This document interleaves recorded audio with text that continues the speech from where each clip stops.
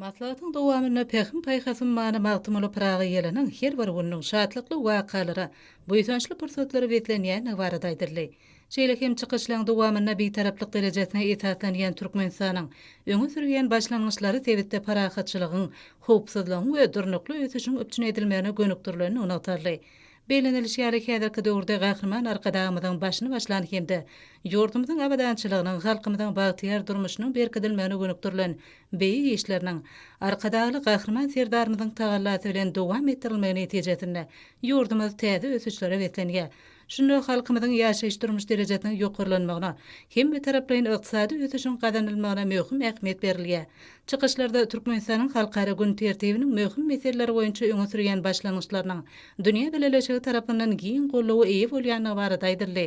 Şunu bilen barlykda garaşsyz hemişelik beýtarap Türkmenistanyň başlangyçlary etatyna Birleşen Milletler Guramasynyň baş assambleýasy tarapyndan değişli kararnamalar kabul edilýär.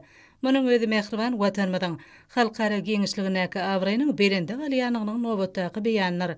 Şunu gahrman arkadagymyzyň şu ýylyň 4-5 iýulyna Gazagystan Respublikasyna bolup Astana şäherine Günnögörüň beýik akyllary Magtymly Pragynyň ýadygerliginiň açylyş tabarasyna gatnaşmagy hemde bu ýerde geçirilen Şanhay Hyzmatdaşlyk Guramasynyň nobatdaky sammitine çykyş etmegi diňe bir ýurdumyzy çöýnäl eýsem tutuş tebit üçin taryhy ähmiýeti bolan waka ýurlanyny belenli.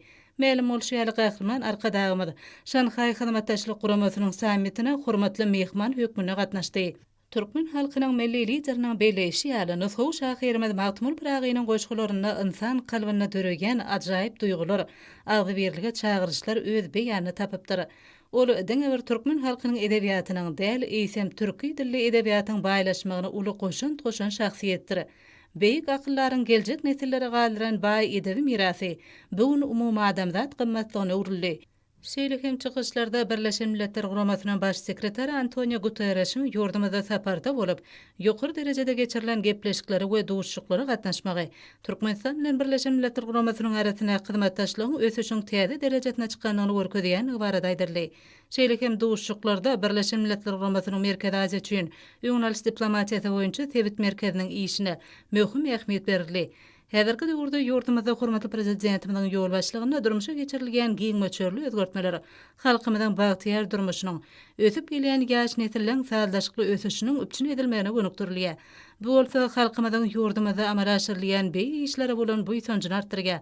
Şol wagtyň özünde Birleşen Milletler Guramasynyň Merkez Aziýa üçin ýoňalyş diplomatiýasy boýunça tebit merkeziniň işiniň döwrewap derejede gurulmagyna döwletimiziň ýygyderli gollaw berýänligi barada aýdyldy. Bu bolsa Türkmenistan bilen Birleşen Milletler Guramasynyň arasyna gatnaşylan ähli urlar boýunça sağdaşykly ösdürilýändiginiň, şunu ähli parahatçylygyň berkidilmegi uruny hem taraplaryň tagalla edilýändiginiň nobatdaky sowtnamasy. Çykyşlarda milli ykdysadyýetimiziň beýleki urlaryna gazanylýan ösüşler barada durulyp geçirildi. Şunu dörli maksatly binalyň ýygyderli gurulmagynyň, sahabatly toprakda ösdürilip ýetişdirilen ak buğdaýyň betkinlik hasylynyň öz wagtyna ýetkisiz ýygnalyp alynmagy bilen bagly meselelere möhüm ähmiýet berildi. Munyň özü Mehriban watanymyzyň gazanýan ösüşleriniň köp taraply häsiýete eýe bolýanyny görkezýär. Halal zähmeti, watan söýjüligi esasy uğur edinýän halkymyzyň durmuşyna möhüm ähmiýeti bolan wakalar ýurdumyzyň ösüşiň täze derejesine çykanyny görkezýär. Şunu milli gymmatlyklary, halkymyzyň taryhynyň dowamyna döreden edep terbiýe ýörelgilerine, halkymyzyň sagdynlygyna oňaýladyň jalşyna möhüm ähmiýet berilýär. Munyň özü ýurdumyzyň dürli künjeklerine gurulup ulanmaga berilýän dürli maksatly binalyň açylyş tabaralaryna öz beýanyny tapýar.